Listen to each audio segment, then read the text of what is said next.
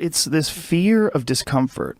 People have this extreme feeling in their mind when it comes to their associations with exercise. They want to avoid discomfort. They feel like any type of exercise is just like something to be avoided. That's not for me. Fuck that. I don't want to sweat. I don't want to strain.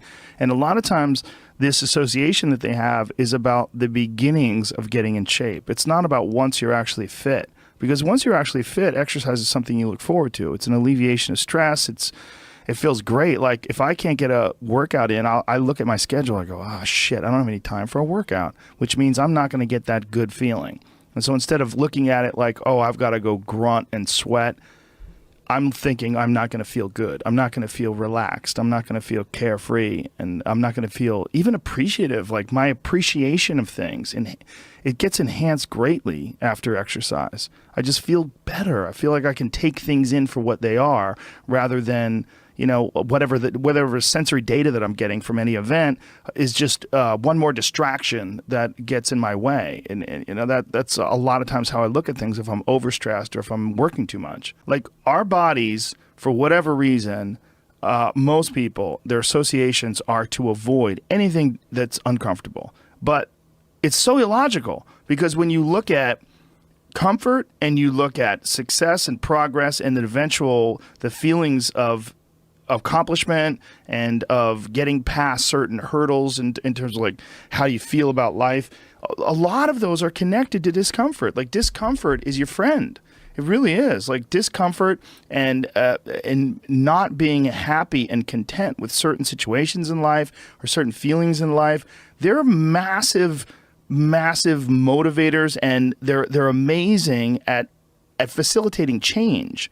And yet our instinct is to avoid those and just sit on the couch and watch some fucking reality show about dudes who make moonshine with our jaw open like ugh. It's bizarre.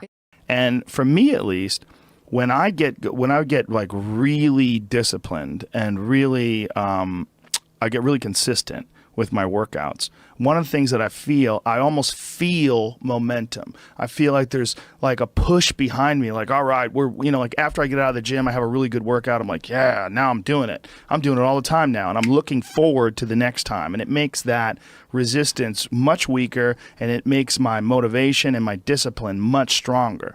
I think a lot of it is based on just the consistency. You know, it's one of the things that I talked about recently on the podcast. I said, you know, like blowing something off, it's not just not good, like blowing off an exercise that you planned is not just bad for you physically, it's also bad mentally, because then that option is now available. The option to fuck off is available. And you did it before, and you're probably going to do it again, and you'll get mediocre results, not just in that aspect of your life, but maybe in all aspects of your life. Because I think that option to fuck off, when you embrace it, that is a pathway that you might choose when it comes to dealing with conflict in your personal life, dealing with business decisions, dealing with career decisions, like an uncomfortable decision that you might be faced with, where you need to make a change as far as like what your pathway is in life, but you don't do it, and instead you fuck off.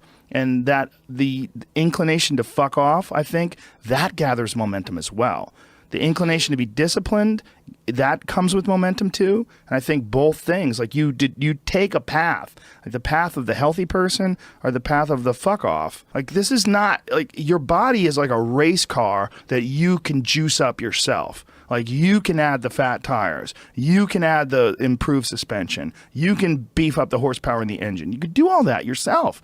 Or you could just choose to have this shitty body that's always falling apart on you, because we're essentially ecosystems, you know, and we're in charge. This weird consciousness that has all this resistance and has all this inclination towards comfort and fucking off and blowing things off is what is in charge of making all these things happen that keep this ecosystem healthy. It's almost like if Earth itself had like a shitty manager.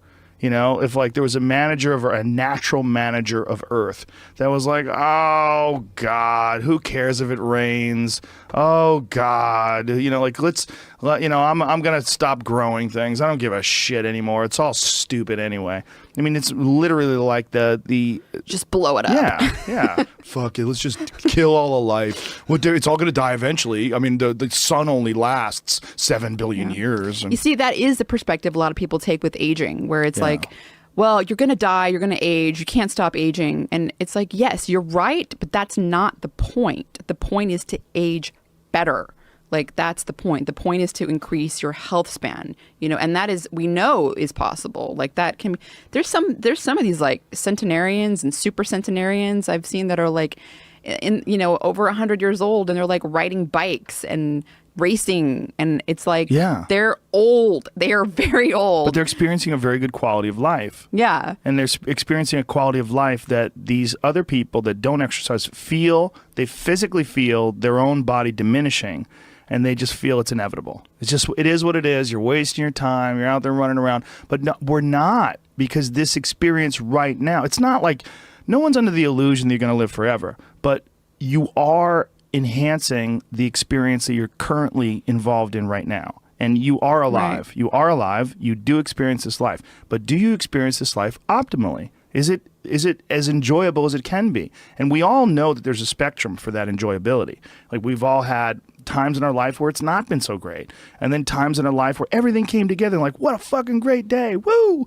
Like, make more of those. Like, you can make more of those. And then the whole thing's better. And I think when that whole thing is better, it affects everybody you touch, everybody that's around you, everybody you come in contact with. And that in turn, I mean, it sounds so grandiose, but in turn can affect the entire race of human beings.